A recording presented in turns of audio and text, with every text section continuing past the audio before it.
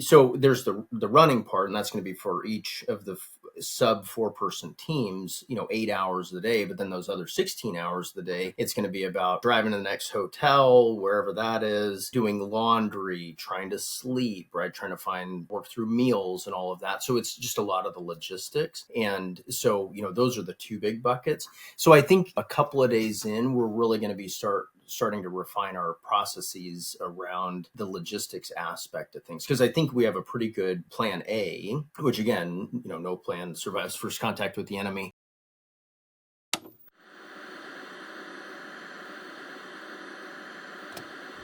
Is that much of it? That's not much of a change for you, right? My name is Kerry Kite. I used to load bombs in the Air Force, and now I'm a writer, a filmmaker, and an entrepreneur. Through using the post 9/11 GI Bill to go to college, working hourly jobs to pay the bills, and freelancing my way into a career, I've studied what it takes to successfully transition from service to civilian, and that study has become a conversation. On this podcast, I speak to other veterans, successful artists and entrepreneurs about their transition, what they did well, where they failed, what they learned, and most importantly, how they applied their skills. Episode 144 features Gavin Woody, a West Point and Stanford MBA graduate, Army veteran, and seasoned operations executive, who is also an endurance athlete and an ultrarunner on Team RWB's Old Glory Ultra Relay. Welcome. This is Veteran Made. Our merch store is live at store.veteranmadeproductions.com. Grab hats, t-shirts, and hoodies in both performance and tri-blend cotton fabrics. Use code VM-5OFF for 5% off your purchase. Veteran Made is also sponsored by GoPills, a military-grade nootropic that contributes to brain health over time. Use code VM15 at checkout for 15% off. I get my collagen protein from Bubs Naturals, where you can use code VETERANMADE, all one word, at checkout for 20% off your order. We're also proud to partner with True Made Foods, which makes condiments free from added sugar and sweetened with real foods.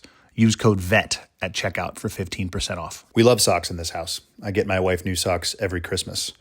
More importantly, we love American-grown and made socks. Use code VETERANMADE15 at rucksocks.com for 15% off. And lastly, I end my day with Rack Out from Bravo Actual to maintain quality sleep, resulting in a well-rested body and mind.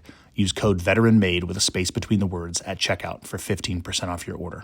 Enjoy the episode. All right, I think we're live. Good afternoon from the great state of Ohio for me.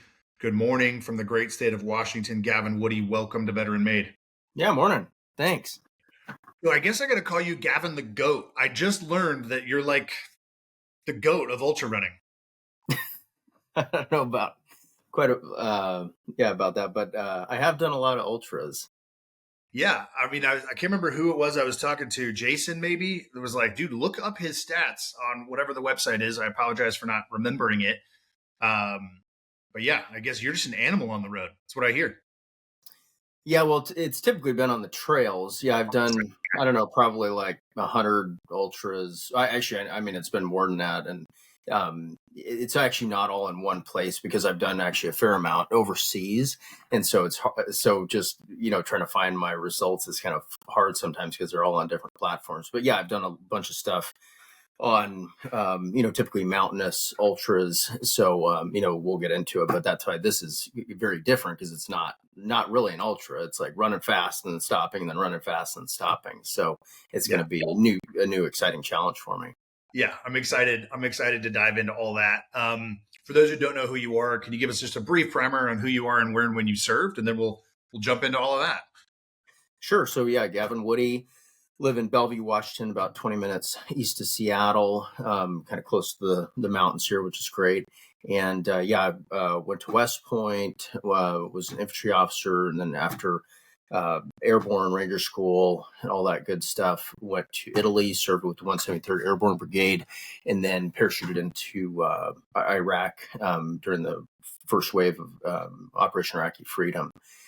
And so served a little over 5 years before getting out. Awesome. I had a European assignment as well. I was at RAF Lakenheath in the UK. A bit after you, not too long. I was there in 2007 to 2010. So didn't do any Iraqi freedom deployments, just did enduring freedom in Afghanistan, but didn't make it over to Italy. Aviano is the air base over there. I don't know what the Army base is that you were at, but went to we jumped out of Aviano all the time, and that's where we flew out of when we went into Iraq. And yeah, so in Vicenza is the is the base down there. Beautiful little town with an airborne unit attached to the bottom of it. I love the UK is obviously not technically part of Europe, and it's like a little bit different, but being in the European theater, so to speak, it's really fun being stationed over there because it is so different, but then it's also like these little American pockets, and it's just bizarre. So like we would do TDYs to Germany. We'd go to Ramstein or Landstuhl or what's the other air base over there in Germany? I'll think of it. And it's like, yeah, you leave your base in England, and then you drive onto the ferry, and then you drive across France and get into Germany, and then all of a sudden you're on another American base. It's kind of just like a wild experience. Not something I thought about enlisting out of high school. I'm like, oh, I could end up overseas. I thought about being overseas deployed, obviously, but I didn't think about being overseas and like living in Europe. That's been a really cool thing. It totally is. Yeah, it was a great experience. So what got you into running? Obviously, I've talked about it on this series. There's quite a few folks have talked about it from a different angle. PT is important, being fit to fight and all that stuff. Did you start running marathons and ultras while you were in service? How'd you get started with it? I started running really to be ready to lead soldiers in the Army. So in high school, I wrestled a little bit, and then once kind of West Point came into view, I said, hey, I need to be a better runner, just because it's just a core part of being in the military. So yeah, I ran like the 800 at school, and I was terrible at it, but that kind of laid the foundation. Then ran my first marathon when I was at West Point. It was a Marine Corps marathon, and I mean, it was terrible. I was like walking backwards at the end. My finish line photo was me like throwing up. It was terrible. And I was like, okay, check that box, never again. But then I got to Italy, and there was a great group of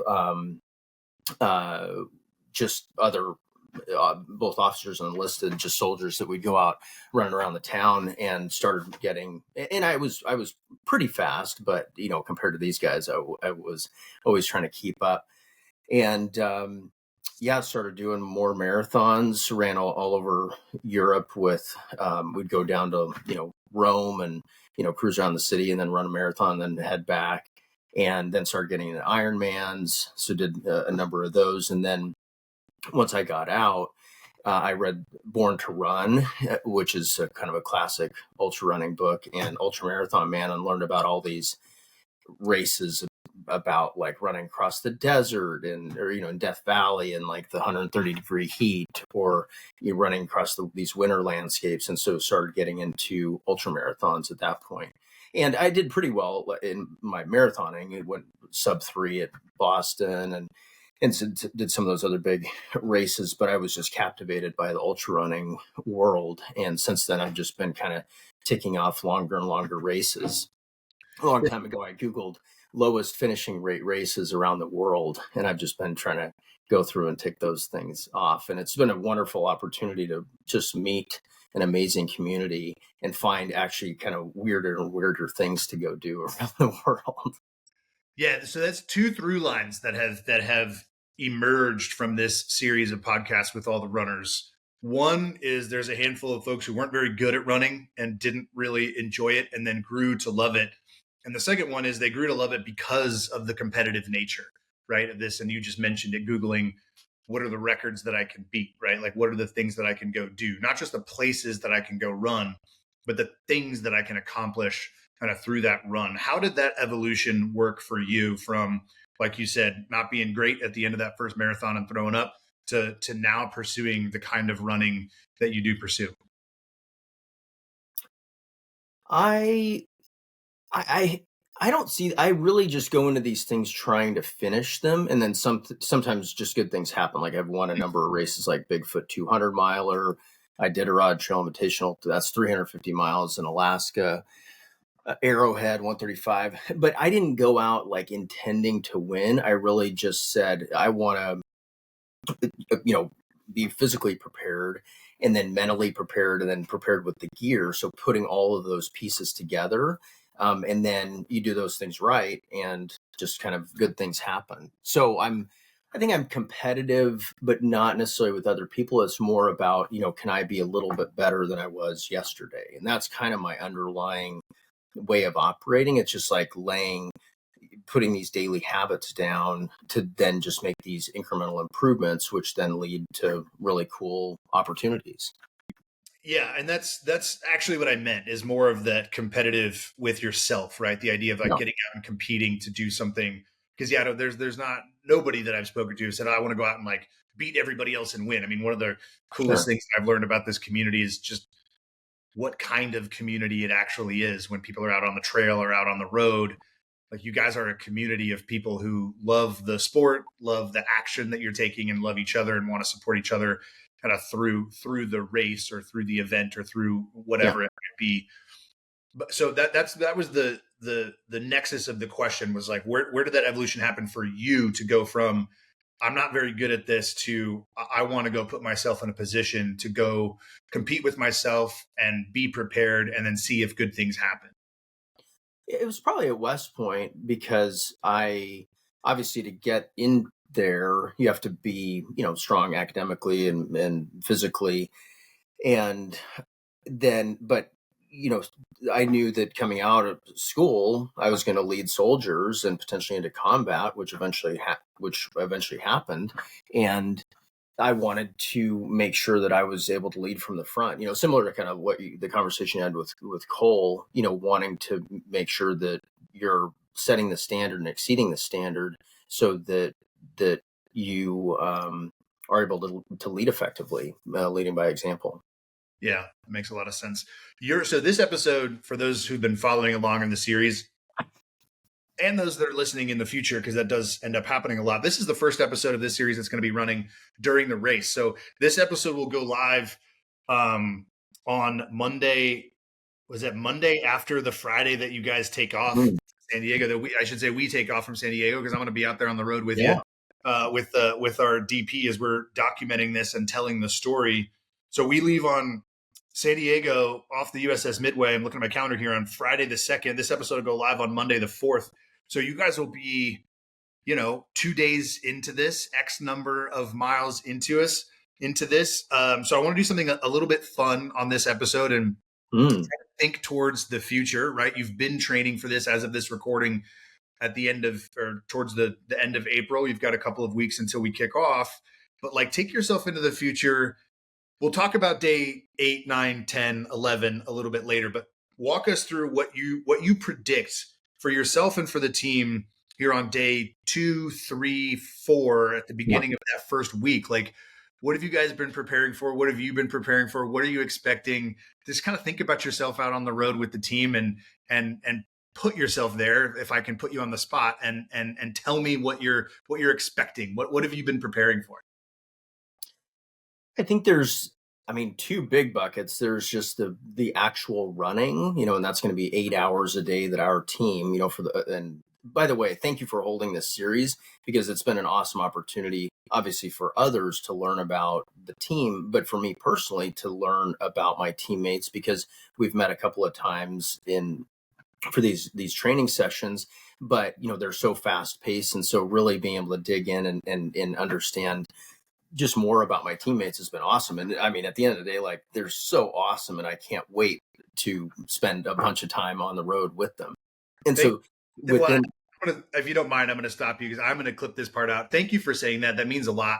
It's part of why I did this series, to not just help amplify Team RWB and the Old Glory Ultra Relay, but also to help you guys get to know each other through a different platform. Last week's episode with Jordan, he told me the same thing offline, and I was like, oh man, we should have talked about it while we were recording. That means a lot. I really appreciate you saying that. It's not the first time that I've heard that feedback. And so, yeah, it means a lot. And I'm glad that I've been able to be of little service so far, telling that part of the story for you guys. And then obviously as we make the documentary, to tell the larger story, but keep going. Yeah. So yeah, when I think about kind of, let me get my crystal ball out, thinking about the future here.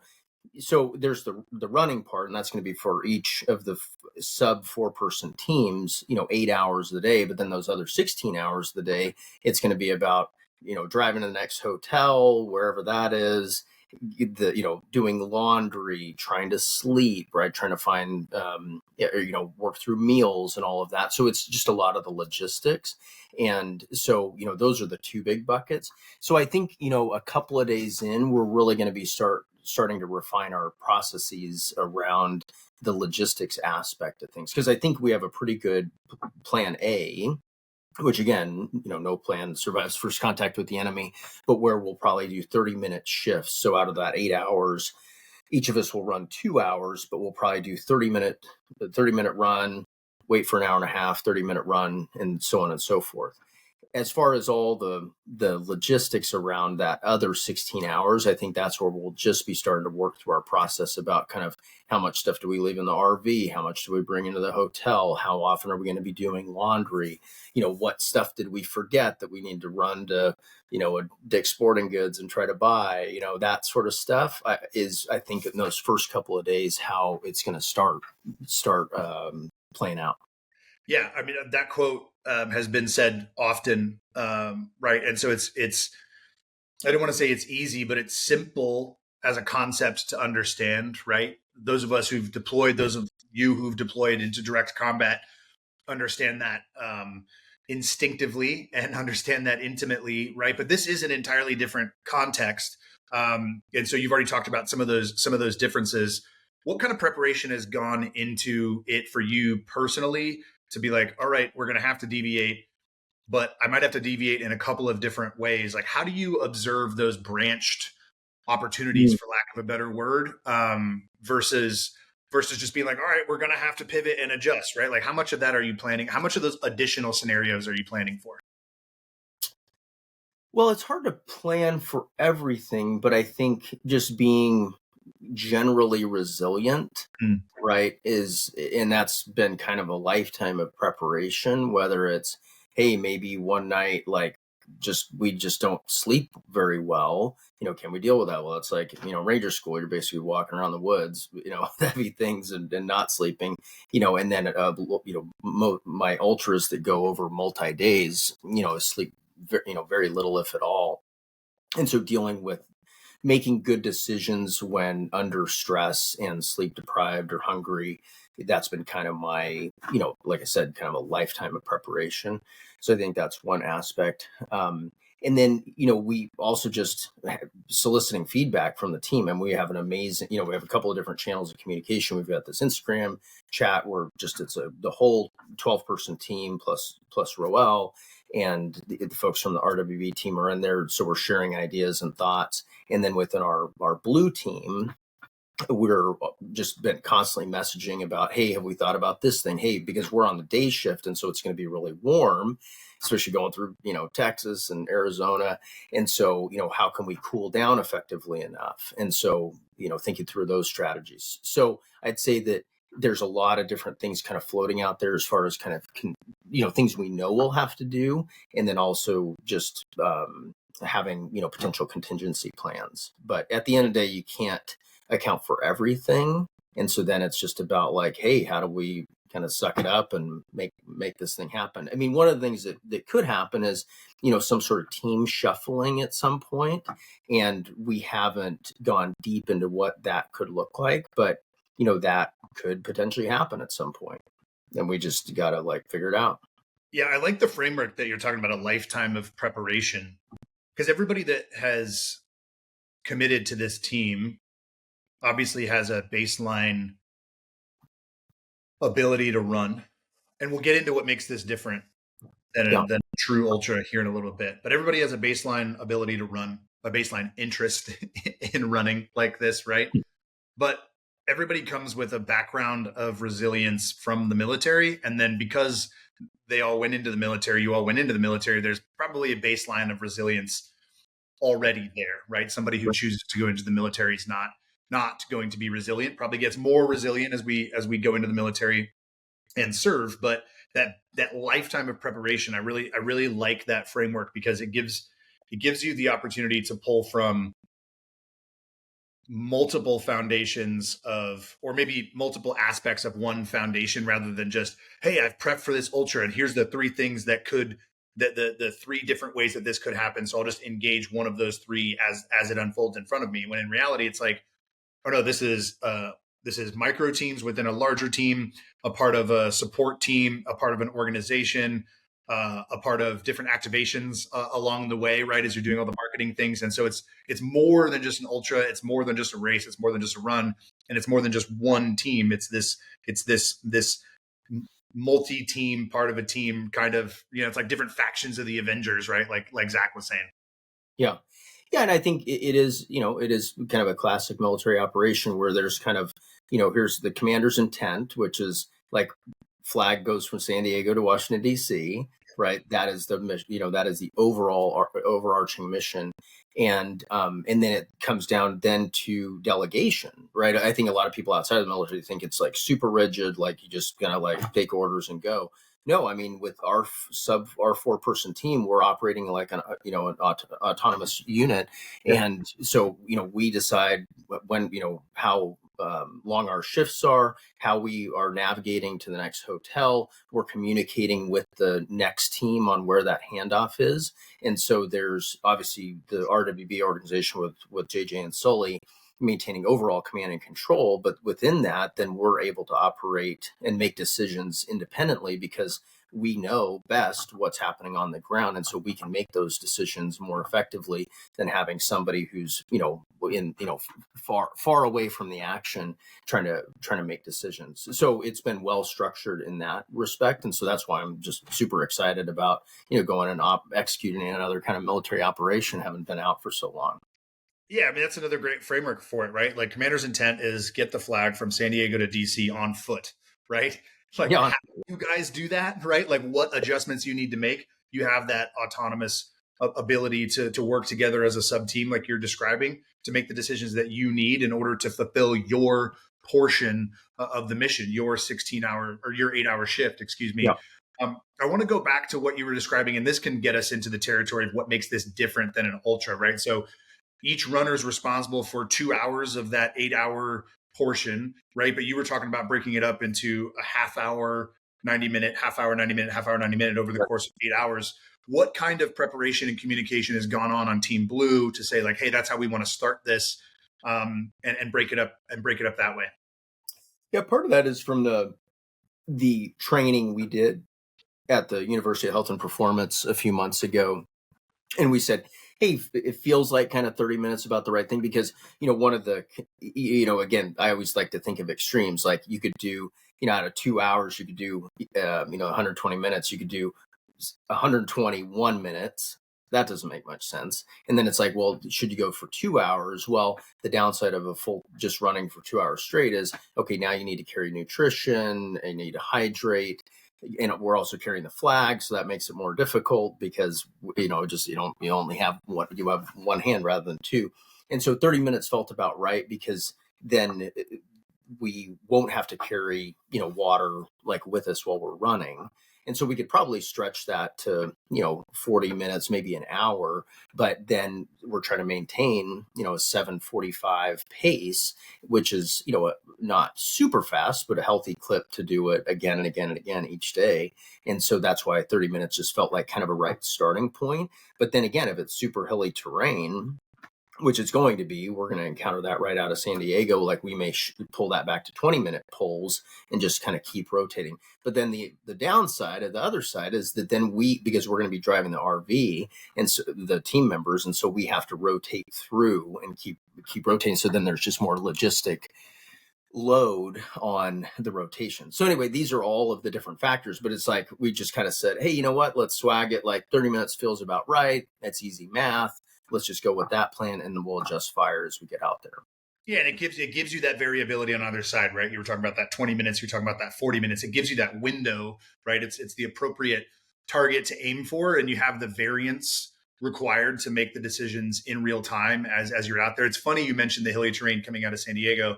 So as we're prepping to make this documentary, we were looking at the route with Team RWB on the Google Maps. Oh, cool, yeah. I grew up in North County, San Diego. Oh, nice. So I'll actually be staying with family, out there, getting ready for the race and before we take off from the midway. And so I'll be coming down, to the Midway area from where we're going to be going. Right. And I was looking at that and I was like, damn, these guys start this Old Glory Ultra Relay in some of the hilliest terrain in the country, not the most mountainous, right? Like the Rockies are mountainous and the Appalachian, but like hilly terrain, having grown up and run around North County, San Diego, and kind of getting up into that area. I was like, dude, this is no joke what you guys have to start this race with. So talk a little bit about how you've looked at the different portions of terrain over the course of the race and starting in that kind of terrain.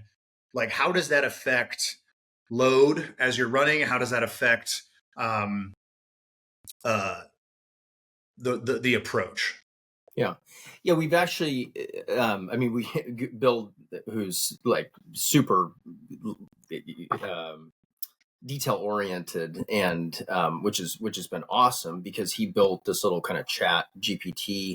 He basically ran through a little model, basically taking the route and kind of looking elevation and then taking into account what that could look like. So we have actually elevation profiles going, looking ahead of us. And so we'll know, hey, we're going to be getting into this terrain. Like, let's be ready to shift into kind of shorter intervals. So that's kind of, one aspect of it. But the other one is just, from a training standpoint, everybody's been incorporating, some hill work into their training, because for me, frankly, I hadn't run on, I tried to stay off kind of flat road. That was like the opposite of what I did. I was like, I would just want to go climb the steepest stuff and get as much, vertical and time based as opposed to pace. And so when I was accepted into this, I flipped over to kind of running flatter, faster road segments. And but then most recently have been incorporating hill workouts hillier terrain. So just having that flexibility regardless of what the terrain looks like. Yeah. And so let's dive into what makes this different. I think Johnny was the first episode where he was like, no, this isn't an ultra marathon. Like, this is something entirely different, which I was ignorant, right? Like I ran long distance when I was, in the military, going through selection and like doing all that stuff. So, but again, that was flat, that was on tracks, a little bit of trails in San Antonio, but like for the most part, that's the extent of my long distance experience. I was a sprinter in high school. Talk about throwing up. I used to throw up after every 400-meter race that I would run. So I was laughing earlier to myself when you said that. I'm like, man, this guy ran a marathon and threw up. I ran 400 meters and threw up. But all out sprint, but whatever.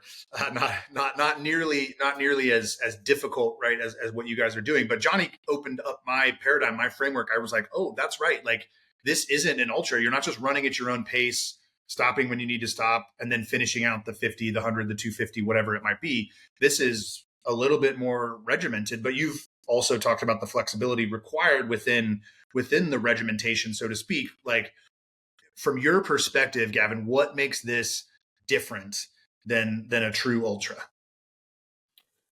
It's the constant flipping back and forth between running and then stopping, and recovering. And so that's why recovery is going to be so key in this whole thing. And I know everybody's talked about that, whether it's Zach or Cole or whoever.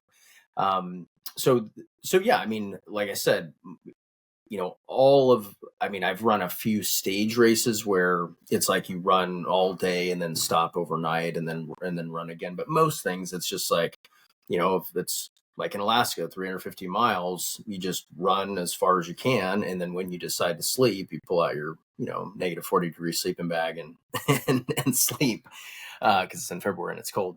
So this is going to be about, running at, again, a healthy clip and then stopping, and again, being able to, hydrate effectively afterwards and eat enough to make sure that we're ready for that next segment, and then really for the next day, and then, rinse and repeat. Yeah. It's hard for me to wrap my head around it. Like, I am getting ready to go on the road with you guys to tell the story. And so I'm kind of looking at it like a little mini deployment, right? Like a little week deployment here. I was in the Air Force. I was a flight line guy. Our director of photography was an infantry guy. I was joking with him on the phone a little bit earlier. I'm like, man, you're going to be bunking with an Air Force guy here, out on the road. But that deployment mindset is a helpful framework for me to use, right? And I'm thinking about it through my own lens as a storyteller, but then thinking about it through that framework back to that military operation analogy that you were using, right? It's like it's there's flexibility, but then there's also like you have to be, as I listen to you talk about it, you have to be flexible within the guidelines of what. It's not like you're going out on patrol and then you're just going to encounter what you're going to encounter. It's like, no, we've got these 2-hour chunks within an 8-hour window and then a 16-hour window to kind of get to the next place. So as you're thinking about 8, 9, 10, 11 that day, right? Like you've kind of made it almost all the way across the country. What are you expecting from a variable standpoint along the lines of what you were just describing, as it's not a true ultra, like running, resting for 10 days, all of a sudden you're at day 8, 9, 10, and you have a goal to achieve, but you've experienced all of these other variables, but then you have to still be ready for more variables. What's the mindset, do you think, going to be 3/4 of the way through this thing? Yeah, I think it's going to be dealing with, I'm sure, everybody's going to be dealing with something. And what I've found is typically the thing that hurts going into an event or a race, it's hard to always go in, 100%. Typically that feels fine. It's always some random thing. And so, can we deal effectively with that? And do we, say, hey, maybe I have to take a day off, or maybe somebody else has to take a day off so that they can actually recover, so we don't, grind ourselves into dust. And so, that could be, which means then for the remaining folks, they're going to have to be running longer those days. And so how do we make those decisions as a team? And how do we get Doc Vol involved if we need to? And how does that work? And where do we have the link up spot so that we can actually, so all of those things that we'll have to, in a lot of ways, it's about communication. We say, shoot, move, communicate, right? Shoot, move, communicate. And, communication is one of the primary, it's going to be the most important thing out there. How do we communicate both within our team effectively and then at the broader team? And again, thankfully that we've had these opportunities to get to know each other so well so that we can, we're already going in from a position of trust that we can then communicate effectively as things change out there. So I think that's going to change. I think we're going to have to work backwards from, I will always, use the backwards time planning process, right? So it's like, hey, the hotel we thought we were going to stay at, well, hey, that's overbooked. And so we need to get to another one, but that's another 30 minutes. Okay. How do we account for that as we're making sure that we don't miss that flag transition point? So I think there's going to be a lot of math that happens as we're out there, as we're on Google Maps looking at how to get from point A to point B and working through the timeline. And you're going to be doing that math when you're tired, when you're irritated, right? When you're maybe on a high, right? Like maybe because one thing that has gotten spoken about a little bit, but maybe not as much, is like the positive variables, right? Like you guys are cruising, like you guys are crushing it. You have a great shift, right? You have a great micro shift, right? Within that 2 hours at 30 minutes. And so then somebody's going to be able to take point, right? Walk point within that team and say like, hey, I'm feeling great. So I'm going to make these decisions. Here's what we're doing. You guys on board? Good. Let's go. Right. And so there's the positive variables that I hope will also happen. Yeah. And I don't want to discount those positive things. It's a little bit tricky though, because, what you don't want to do is go too fast and then blow up, because what's going to happen. So, this is really tactical, right? But the team that is about ready to take the handoff, right? There's a running team and then the team that's about ready to take the handoff. So they're positioned farther forward. They're going to be sleeping as the team that's running, approaches them, right? So if we either way overshoot or way undershoot that team that's sleeping, then all of a sudden as they wake up, their plan is they're going to have to adjust fire really quickly, because they're like, whoa, we actually need to go, like X farther, right? Unless things work, you know what I mean? So that's where this is something that I've just started thinking, or we've been thinking about as a team. It's like, how much time do we want to give ourselves wake up and get ready, but also to account for what might happen from a variability standpoint with that team that has been running, to make sure that we don't miss the flag handoff, if any of that made sense. Dude, I am tracking with you, and that's why I said get it while you were getting tactical, because that is fascinating. And obviously, as a storyteller, I hope that we encounter some of that drama, so that we're able to like really capture the authenticity of these decisions that need to be made on the fly, not just within your team as you're describing, but then also for the next team, right? You were describing communicating. It's like, yeah, you got to communicate within your team, but then you got to communicate to the next team, and then you got to communicate with JJ and Sully. And it's a full blown military operation, right? You're out there in the field, getting some. Yeah, totally. Yeah, it's gonna be super fun. Yeah, how is I asked Jordan this last week. How is the handoff? How does the handoff work? Can you walk through? You guys haven't had a ton of time to practice, right? You've only trained and practiced the handoff, I believe, just the one time at UHP. The second time that you all went. But how have you guys prepared? Walk us through what that handoff. You started to do it a little bit, but I'd love to hear, how's the handoff supposed to happen? Yeah, there's within the team, and I mean that one's fairly simple because it's the R. So yeah, just to break down. So our 4-person team. Team Blue will have an RV, and so we'll be right behind the person who's running, and then probably within their let's say we're doing 30-minute shifts, probably 5 minutes before that the runner is ready to transition, we'll drive the RV out ahead. There'll be a trail vehicle behind to make sure, just from a traffic standpoint, that there's safety for the runner, but we'll drive ahead, stop. The new runner will get out, stretch out a little bit, and then as the current runner's running up, they transition the flag and go off, and then that RV will just track right behind them, and then we'll just keep repeating. What's interesting is, and so we've already practiced that when we were back at UHP. What we haven't done is a team to team transfer, and so that's where we are going to do, just like a good military operation, a really strong just kind of rock drill, just walk through that during the preparation when we're in San Diego getting ready for this. So that's where there could be, I think like the literal like tactics around how we hand off the flag, I think that's less important. It's more going to be, okay, are we meeting at an intersection? Are we meeting at a GPS coordinate? Are we all using Google Maps? Is somebody else are there other, you know what I mean? Like drop us a pin, like those sorts of little pieces of the actual, find your buddy out in the woods. In this case, it's going to be, in the middle of Tennessee somewhere. How do we make sure that we're actually all on the same page? And fortunately, technology is there to support us, but it could drop, right? And if we're sounds like there's cell phone coverage most of the way, but just like Murphy likes to rear his head up, probably the place where we're trying to actually communicate, we've dropped the signal and we'll have to go to our backup comms, and we'll be on radios, and so anyway, it's gonna be exciting. Yeah, I love it. I can't wait. All right, I want to wrap things up here. Yeah. Talk about running into Washington, D.C., the future site of the Global War on Terror Memorial. What does participating in this race mean to you?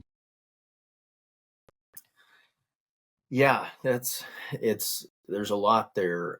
I love this country. We've got there's so many great things about America.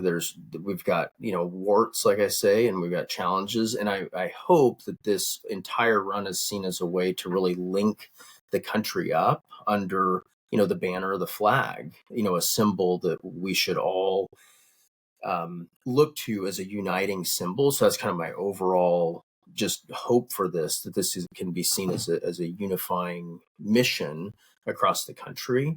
And specifically, as we, bring the flag home to the GWAT Memorial, which all of us served under, that it is kind of a recognition of the past, and also, kind of shining a light towards the future, where we can, as RWB's mission is to, lead America out of, the health crisis that we're currently under, with so much just chronic disease and obesity and all of those things. So I think that, I'm proud to be a veteran. The veterans have so many strengths, and I think we have the opportunity to really, like I said, lead America in a positive, healthier direction. And so I'm so honored to be part of this and support Team RWB as they just provide such a great community for veterans, and not just veterans, but for anybody who wants to, like I like to say, every day try to improve 1%, right? Be a little bit better than yesterday. And I think that is the underlying spirit of Team RWB. And so it's just going to mean so much to bring that flag home to the GWAT Memorial. Well said. Well said. Well, folks can track the flag right now as it's making its way out of California and into Arizona. Where can folks find you? I know you guys will be doing IG lives and a bunch of different things on the road. So Gavin, where can folks follow along on social to see where you are and what you're doing?